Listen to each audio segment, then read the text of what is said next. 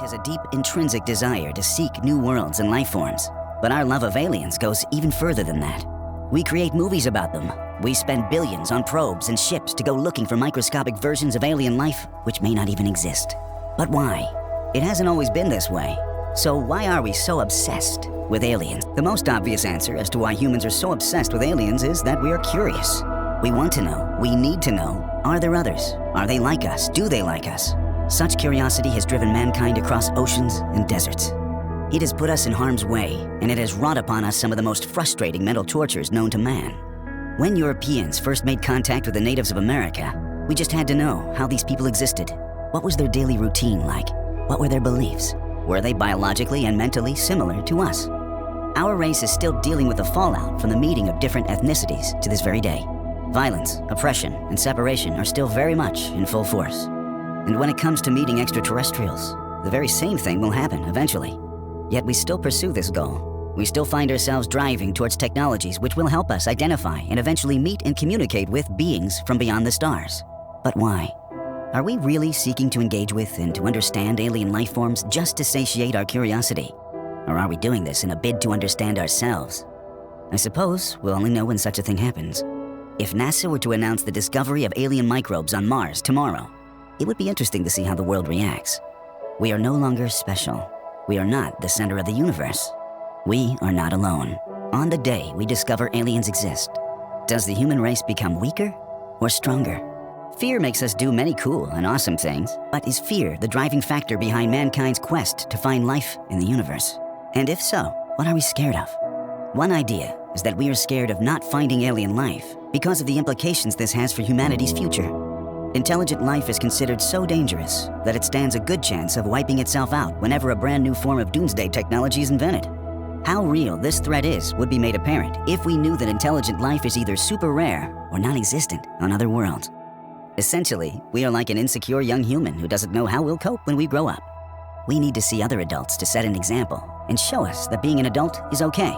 Aliens are our universal space dads. Another possibility is that we're scared of finding alien life because of how impactful this discovery would be upon our beliefs. If we come to know that we are not alone, even through the discovery of something small, like tiny Martian microbes, humanity's spiritual and practical priorities change immediately. Fear could be driving us to get this over with, like a Band-Aid ripped off of a leaky wound, so we can quickly endure the turmoil and progress our species as fast as possible. This idea also applies if we're scared of hostile aliens destroying our planet.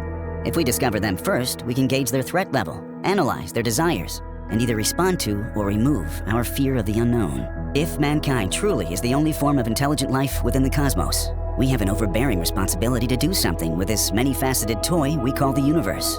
There's so much to do, so many places to visit, a litany of weird and bizarre phenomena that we may never fully understand.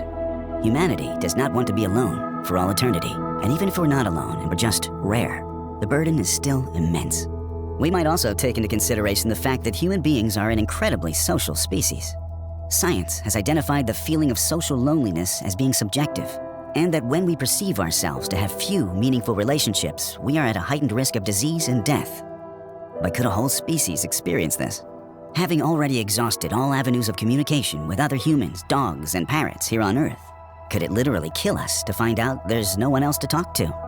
Perhaps this is why, despite never having met an alien, we like to imagine them in films, books, conspiracy theories, and erotic nightmares. By picturing a fictional universe populated with life, it makes us feel a little less alone. We're like a lonely child who invents an imaginary friend. Sometimes that friend bullies us, sometimes they're nice, but they are always there. No matter how alone and isolated you are, within your imagination, there's always something other than you. The concept of a meme, as defined by Richard Dawkins, is described as an idea, style, or behavior which spreads between people within a culture, having originated in the minds of a few and now being appropriated by the many. And according to psychologists, this is why humans believe in aliens, too. Belief in aliens has increased massively since the 1940s and 50s, and this change in public opinion has been attributed to the mysterious incident at the Roswell Air Force Base in New Mexico.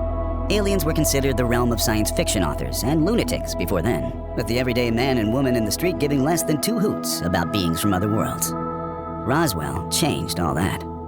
Whatever actually happened there may never be known, but the public decided that this event represented proof that aliens might exist. Over the next few decades, ever further sightings of extraterrestrial life were reported. Abductions, UFOs, secret military cover-ups. The world started to believe, simply because other people said it was real. Some were fraudsters, faking an encounter for financial gain. Others misinterpreted perfectly normal events due to diagnosable psychological disorders or a proclivity for fantasy. A few of those who reported alien sightings genuinely did endure an identifiable physical phenomenon. But altogether, these people have the same effect. They propagate the idea that aliens exist. Their experiences, whether real or otherwise, have spread like a religion.